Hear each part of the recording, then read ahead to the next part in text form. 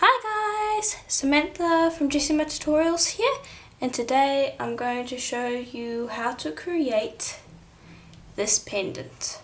Now it's not completely finished yet, it's just come out of the oven and I finished the back, so the sides aren't done just yet, but this is basically what we're going to be making.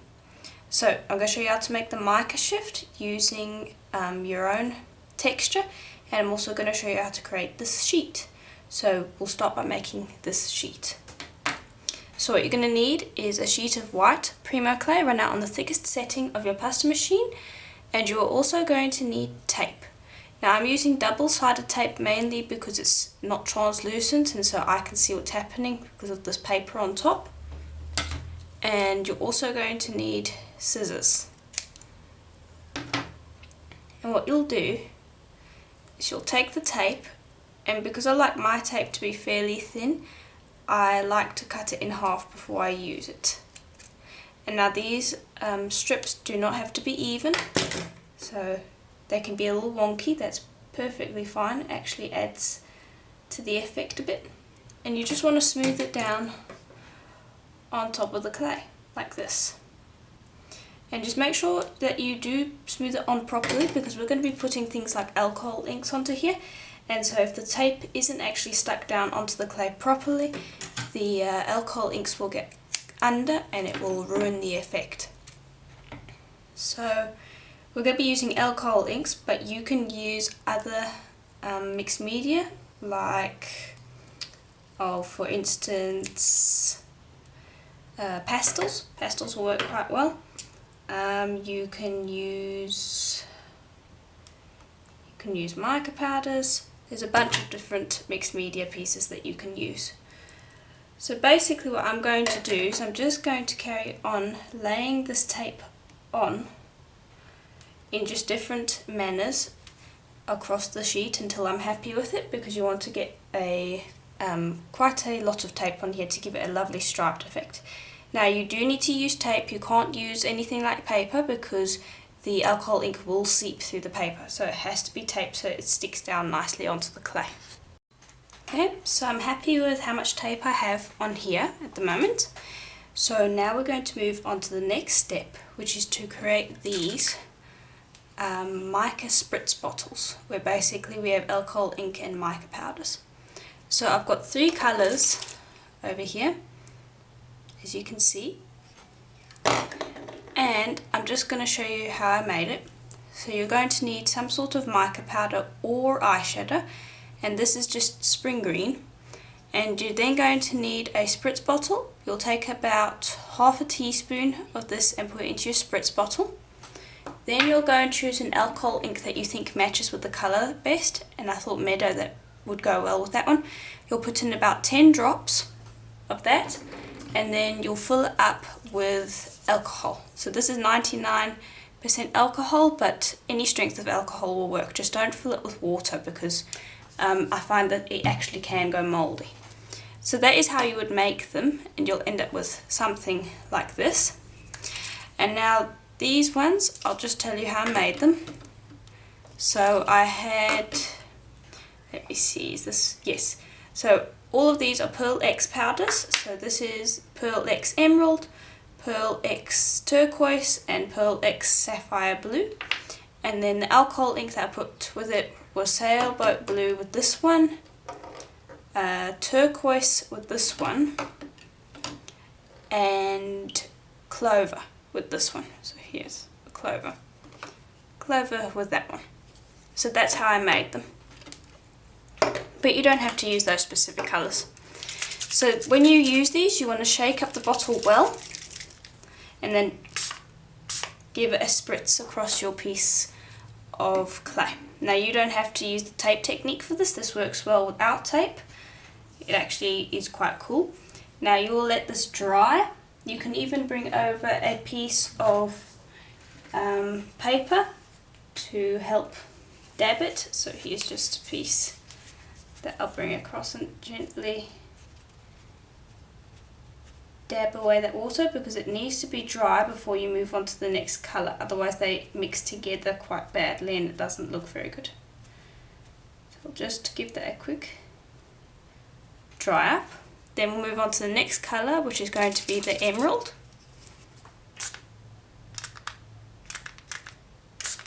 There.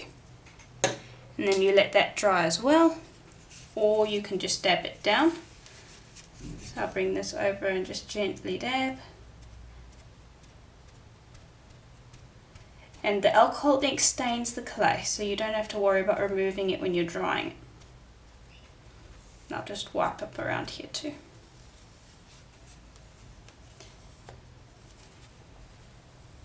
Okay, and then I'll finally bring over the last one, which is the turquoise. And that's all. So this will create a nice effect underneath the alcohol inks, because alcohol inks are quite transparent actually. So you'll be able to see all of this underneath.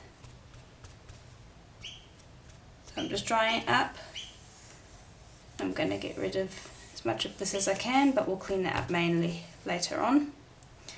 And I've got a little bit of tissue paper over here, so I'm just going to bring over my blade and remove that. There we go. Now we'll move on to the alcohol inks. So ones that I'm going to use are Clover, Mermaid,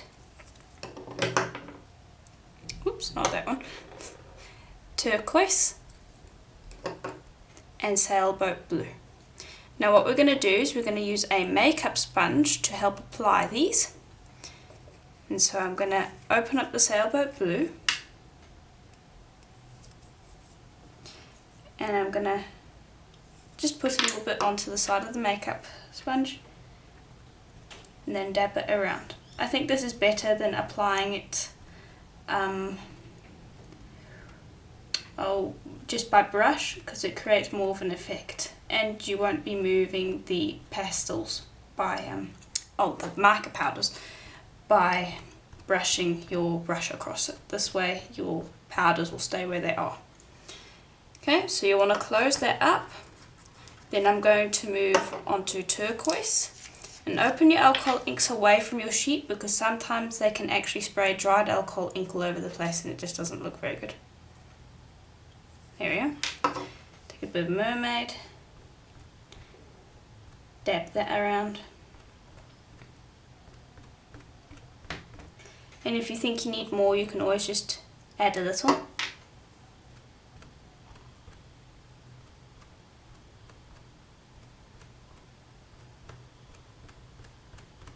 And this also, dabbing it around like this also helps prevent it from seeping under the tape by accident, because you don't actually have a lot of alcohol ink on here, so it's not going to be forming a puddle and then forcing its way under the tape. Now we're going to move on to Mermaid. I'll put a bit of that on, and you can see that's quite a bit greener. And you'll dab that around and try to aim for the areas where you haven't got the ink on already, because you don't want any empty spots. But I hope you can see how nicely it's layering up.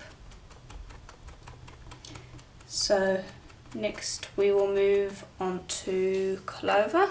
So I'll just close that up. And I don't want too much Clover because it's quite a bright green colour, and I want this more to be a bluey green. So we just want a little bit in those areas where we haven't got ink in yet. And I might go back over with the sailboat actually, because that's the main colour that I want. So I'm just going and dabbing and trying to get rid of any specific lines. Okay, so I'll just close that up and I will go back to the sailboat. But it's looking quite cool already. So I'll start with a new one for the sailboat. And then I'll just dab that over the top. And you want to dab back over the areas because you don't want any specific lines. So you're just trying to get kind of all merged together. Like that. Okay, so that's basically it. Now we are going to roll this flat, and we're also going to have a piece of translucent over the top. So it looks quite dark at the moment, but remember they is going to go a bit lighter. So don't worry about it. So the next thing you want to do is you want to gently start peeling up the tape. And this can be a little bit of a slow process, but it yields quite stunning results, as you can see. So I'll just continue lifting up the tape like I am now, and then I'll show you what to do next. So here's what it looks like now that I've taken off all the tape. So you can see we have some areas where the alcohol ink did get in, but they're very tiny areas. So most of it is white. So it looks a lot brighter now that we have the tape off now. It looks a little bit less dingy. So now what I want to do is bring over a sheet of translucent clay that was rolled out on the thinnest setting of your pasta machine. And this is translucent Polymer. And I'm just gonna smooth it over. And you want to do a good job of this because when you are taking the tape off, the likelihood is that you did have some patches of white left up. So you need to smooth down those areas and not allow air pockets to get trapped in them. So I'm holding onto the translucent while I smooth it down, so that I can smooth the air pockets out. And then later on, while we're rolling it, I can smooth it out even more if I want to. Okay, now we'll quickly trim that out the way. And I'll trim up these areas too.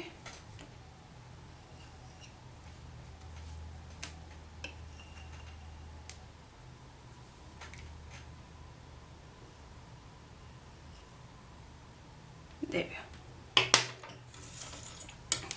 And so now I'll lift this up, and now don't worry, it's looking very dark at the moment, but we're gonna lighten it up quite a bit in a minute by rolling it out and make it thinner. So now I'm just going to take these translucent pieces and just fold them over so that they are out of the way.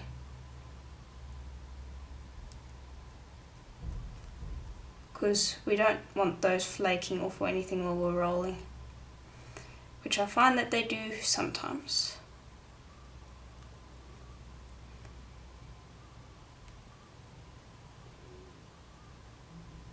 Okay, now I'm going to take it to my pasta machine and roll it out on the thickest setting. Here we are, and I rolled from this side to this side.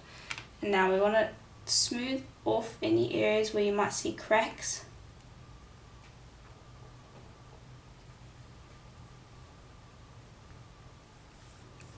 Okay, and look for air bubbles as well. Okay, and then we'll take it over to the pasta machine and roll it through from the side to the side, which is opposite to what we did last time. And I'm taking it down from my 7th is the thickest setting. Now I'm taking it down to my 5th setting. And there we are. So you can see that it's lightened it a great deal. So that is what we have now. And I don't see any air bubbles. The air bubbles will have popped out, and I would be able to see them if there were any. So that's now the sheet that we're going to use. So I'll put that aside, and we can now move on to making the mica shift.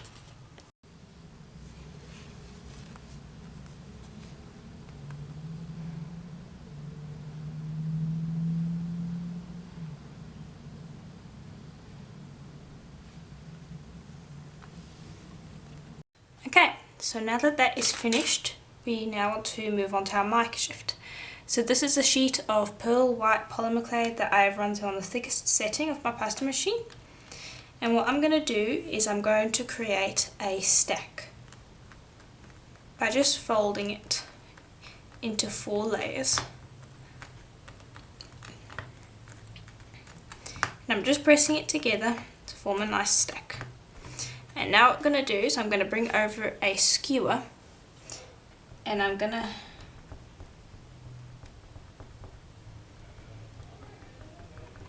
just going to do this. And this is going to manipulate those mica particles so that when we shave it, it's going to have an interesting mica shift. So I'll do this with my skewer, and then I'm going to bring over a piercing pin which has a slightly smaller point, so it will create finer dots, and I'll do the same with it in this slab so that we have two types of dots, and then I'll show you what it looks like when we shave it, because it will create quite a nice mica shift. Okay, so now that we have put all of our holes into our stack, we need to squish it together to close up all of these holes. So just gently smush it back together, just like this. And it's pretty easy. Okay, and then I'll bring over my acrylic roller and just gently roll from both sides to get it to flatten out a little bit more, because I want it to be in a stack, but I don't want it to be, you know, a teeny weeny stack. So when we squish it to get our holes out, we are basically reducing it, and so I need to just roll it over it again just to make sure that I haven't reduced it too much. And then I'll press it down onto my work surface to make sure it's stuck. Bring over my flexible tissue blade and we're going to take, if we can, a nice clean slice, and the flip side usually looks best. Okay, then clean off your blade and try to get another nice even slice.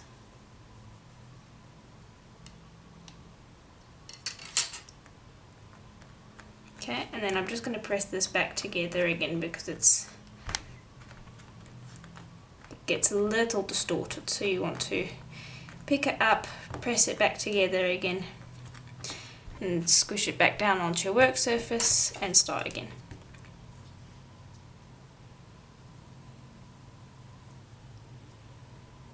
And as you go down through the sheet, you'll find that the slices that you get aren't as nice as the first one.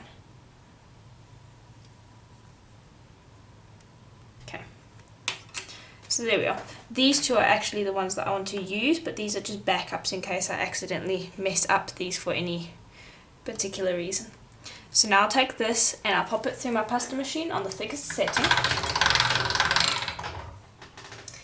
And I am then going to take this down to my third thinnest setting. So take that down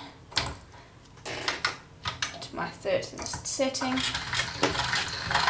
and roll it out. Okay, and then I'll just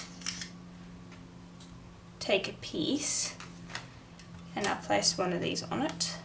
And I'll go over to my thickest setting and I'm going to roll this through.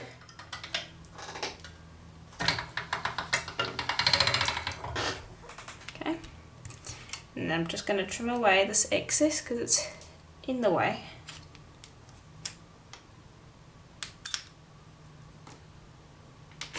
There we go. And then I'm going to take it from my thickest setting down one, like that, and then I'm going to take it down one more, like that. Okay, and I'll do the same with this one. Okay, and so there are our two mica shifts. Now you can use any mica shift that you want, it doesn't necessarily have to be this one, but I just thought it looked nice. So now we want to bring over some square cutters. Okay, so now that I've chosen my cutters, I've just got square ones that are graduated. So that's what we're going to use. So what we're going to do is we're going to bring over our sheet, which was the alcohol one, and we're going to cut out from the largest cutter, like that. And then I'll bring over our mica sheet and I'll take the next one down and cut out. And we want to very carefully lift this up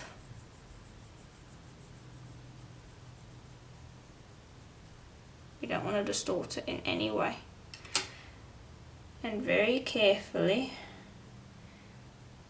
I want to place it down on this. Excuse me if my head gets in the shot at any point. Okay, so then before I smooth it down, I'm going to bring over my cutter, and my head needs to be in the way here. Okay, so I placed the cutter over just to check that it was in the right spot. Then we'll bring the next size down, and we'll cut another piece out of here. And again, we will repeat the process. Now just tidy up your edges before you put it on.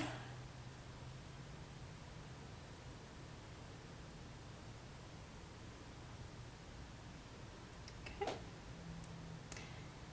And very carefully, I'm used to having my head like right in over here. Place this down on top. Now my head needs to get in there again. Okay, so I've just checked that. Now I'll bring over my tissue blade, very gently just straighten up these edges in case there's any problems.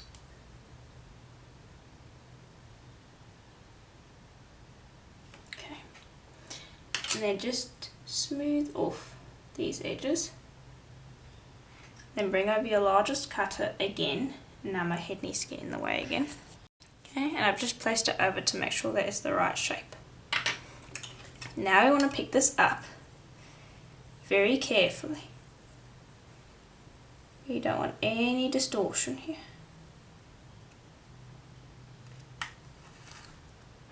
Okay, and now don't worry about these straggly bits, we can fix that in a little while. I'm going to bring over my doming surface very carefully. Dome it like this.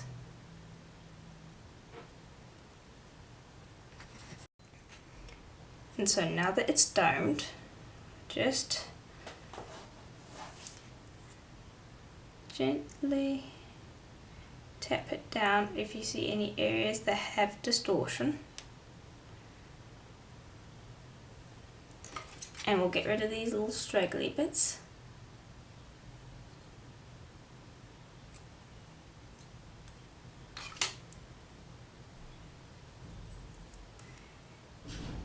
And it's just being being a little bit pedantic about how you put this together.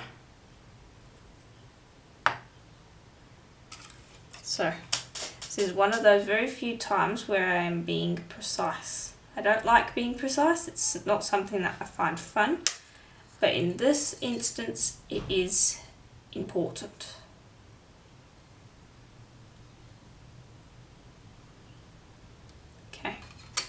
Now I'm just going to take my finger and I'm going to smooth it over the surface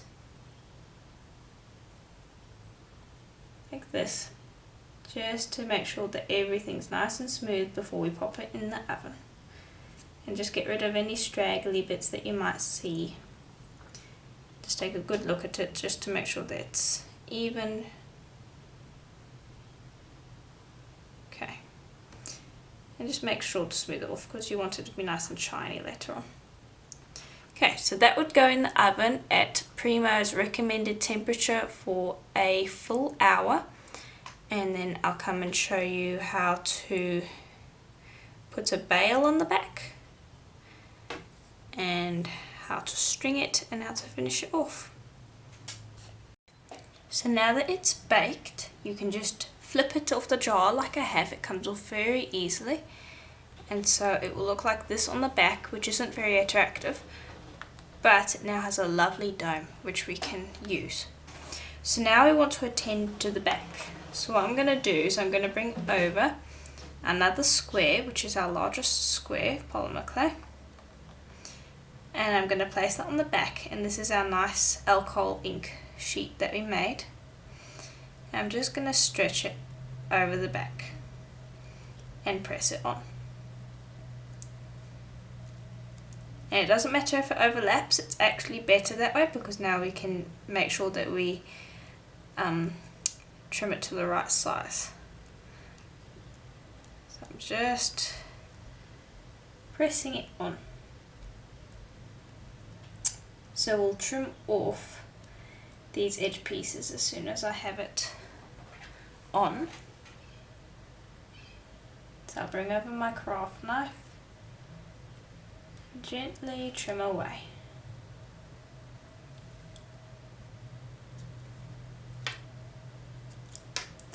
And I'll do the same on the other side.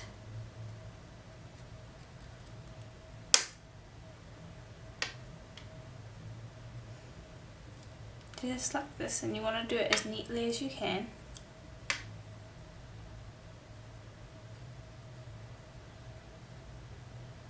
And this is why it's better if it overlaps, because it's just easier to trim. Okay, so I'll just put that aside. And I'll smooth off these edges just to make sure that I did trim them nice and cleanly. And that is what our back is going to look like, which is nice, so that it matches the front, because you want the back to look just as nice as the front. And I've just got a little bit over here that I just need to trim away.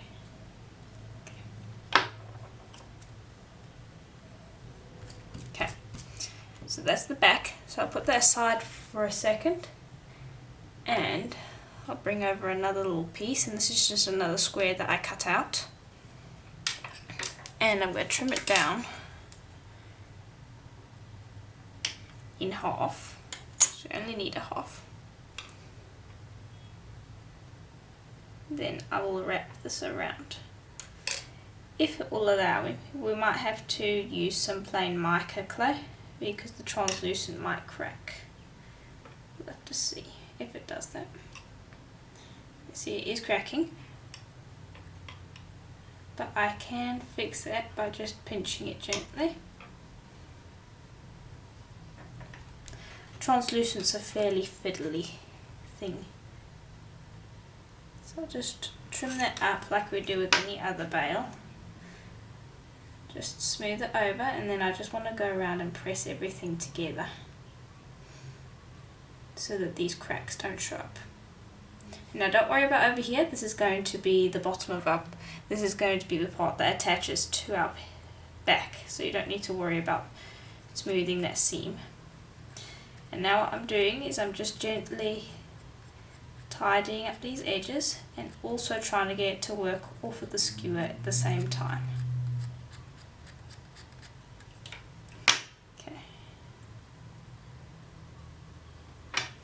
So you really want these edges to be nice and flat. There we are. So then I'll press it against my tile just to get these edges really flat. And then I'll bring it back onto my skewer, but it's not stuck on this time. And just make sure that it's the right shape before I do anything. Bring this over, decide where I want it, and I'll press it on. There we go. And then I'll bring over the other side of my skewer, which just has a little bit of stuff on it that I need to take off. And I'll use that to roll this against the back, because I wanted to put more of an oval shape rather than a round.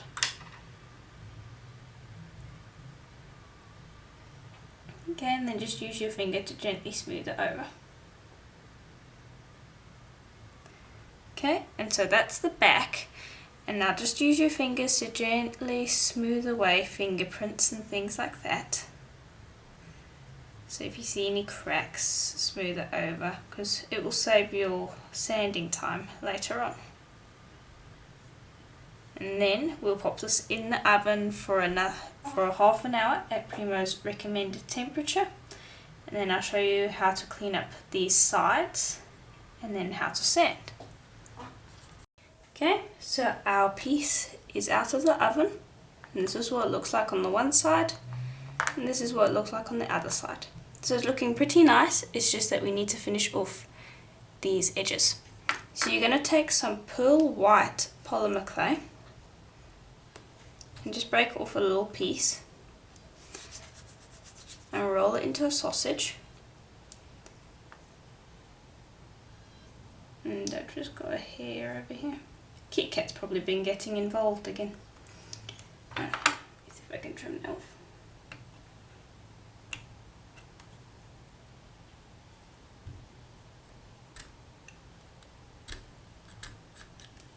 That doesn't matter. Anyway, you'll take your piece of white, pearl white, and you'll just smooth it along the edge like this.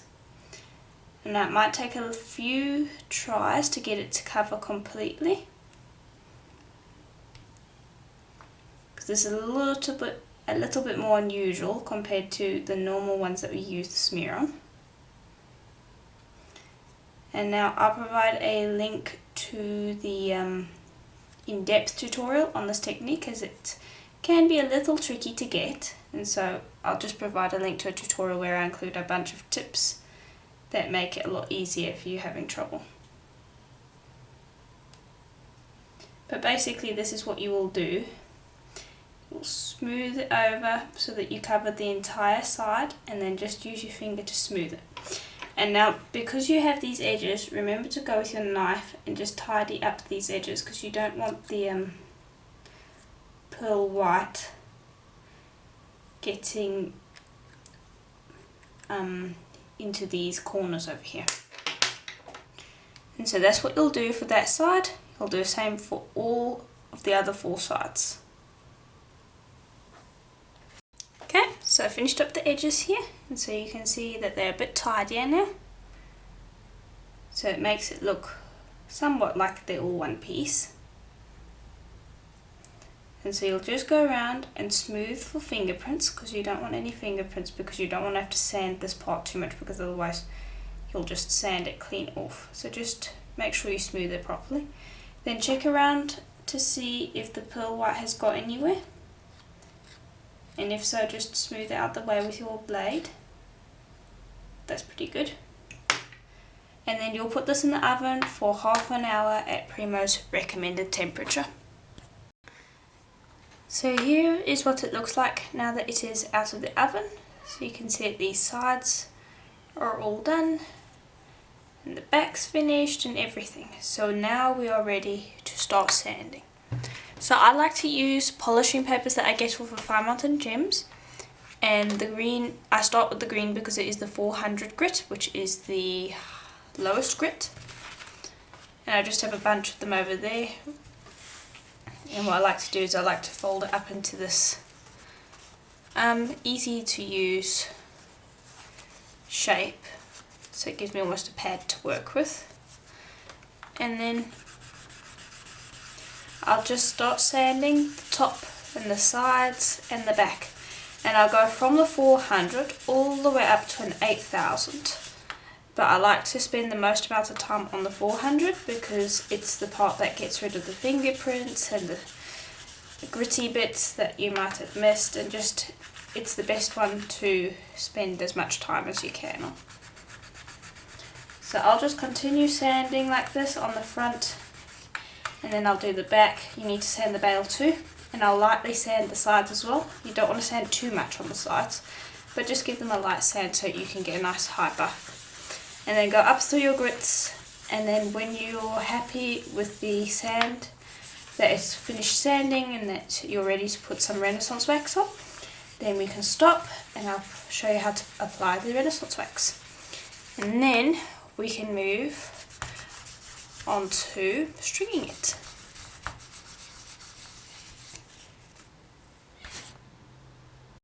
Okay. So I finished sanding it, and so you can see that it has quite a nice sheen to it, and the same with the back. I've sanded the bail and everything, and the sides have a nice sheen to them as well. So now we are going to apply our Renaissance wax.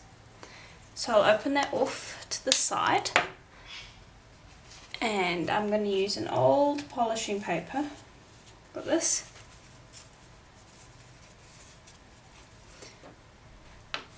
I'll just take a little bit out, and then I'll use that to gently buff the Renaissance wax onto the surface of the clay.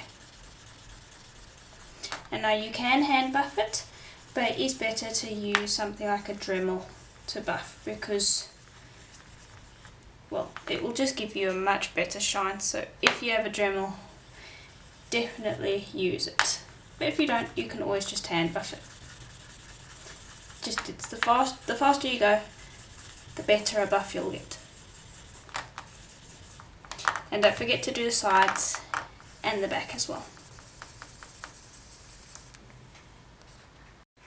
Okay, so now our pendant is finished, and you can see that it's nice and shiny, as well as the back. And so now I'll put this aside for the Renaissance wax to cure, and in the meantime I'll bring over our stringing materials. So I've got some sari ribbon here, and this is turquoise, and I've also got some chain, and these are all the same length, and this is what we're going to string on. So these are all the same length, and so we want to take these pieces and put them together like this. And I'm just going to bring over the crimp that I want to put them in. If you're wondering what that noise is outside, there's somebody here to fix the pool. Okay, and so I'm just putting it into this crimp.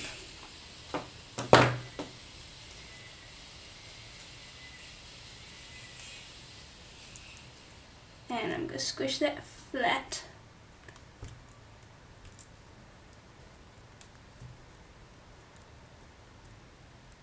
And that should keep it all nice together. And you really want to squish it and make sure that it's all together. Okay, and then what I like to do is I like to just hold the top and give that a good yank. And if it doesn't stick, like it didn't, then we need to try something else. So I'm going to try and crimp these separately. So we'll just put the sari ribbon in and crimp those together. So you always want to check if these are going to fall out or not before you do anything. So it's always good to check. Okay, so I'll crimp those together and then grab the end and give it a yank, and that's not coming out, so that's good. Then I'll bring over a head pin and a cone. And I'm just going to chop off the top of the head pin, bring over some round nose pliers, and create a loop. And then I want to open that up.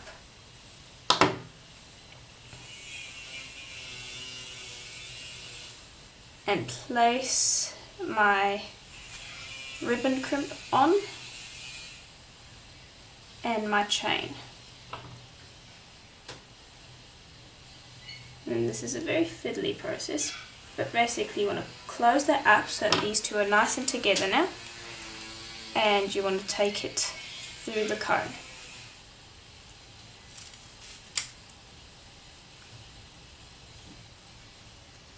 Okay, and we'll try and get it as far as we can.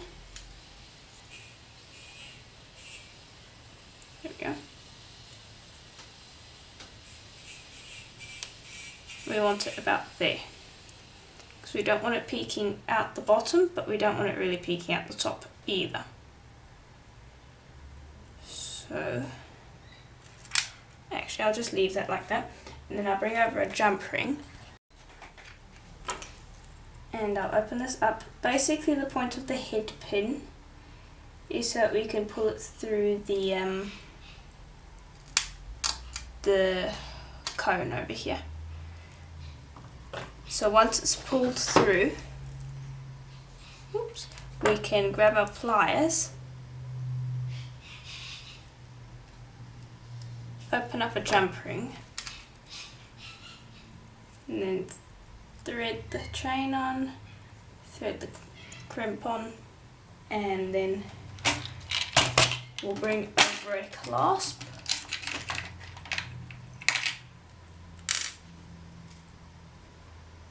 Open that up,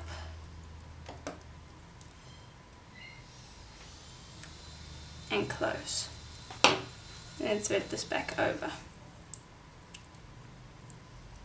just like that. So that's what you want. Okay, then we'll bring over our pendant.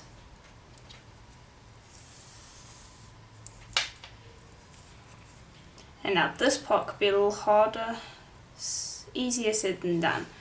I'm going to just twist this end and I want to see if I can get it through the hole. Okay, so we're going to do the chain first because I can dangle that through the hole and that will go through pretty easily. I'll just thread that through. Now we need to get these through. Which they will, there's enough space for them, it's just that it can be a little bit fiddly. So I've got the hole there, and then I'll bring over my round nose. And I want to push them through. And you can even use the chain to kind of help encourage it through. There we are. There we are, okay. Now I'm going to pull on the chain so they're all the same width. Just string that on.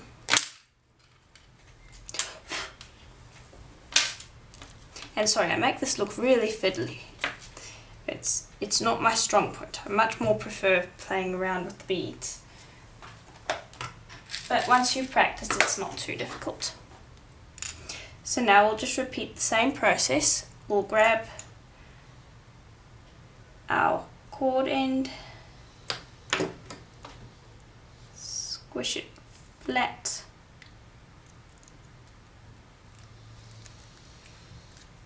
grab the end, give a yank, okay. Then we'll bring over our head pin, open up that loop, thread that on, and get the chain on as well. Oops.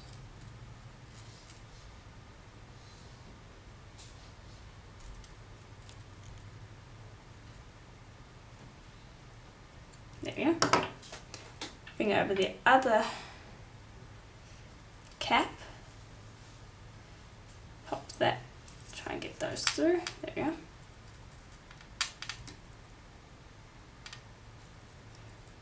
Get rid of that. Grab our jump ring.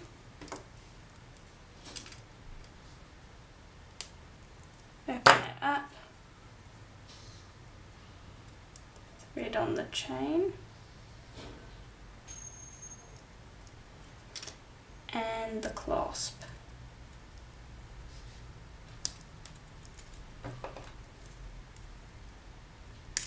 Oops.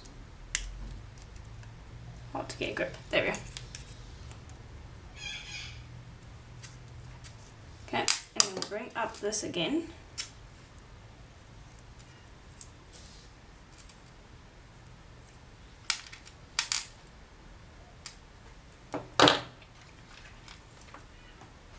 And there we go.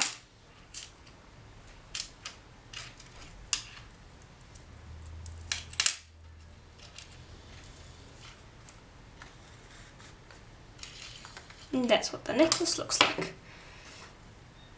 So, that's basically it for this tutorial. I do hope that it was helpful to you, and if it was, please do let me know, as that is always helpful to me.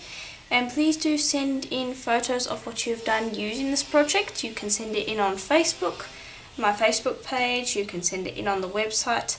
I always love seeing the photos, so please do send them and I'll have a look at them and tell you what I think. And as always, I hope to see you in the next tutorial. Bye for now.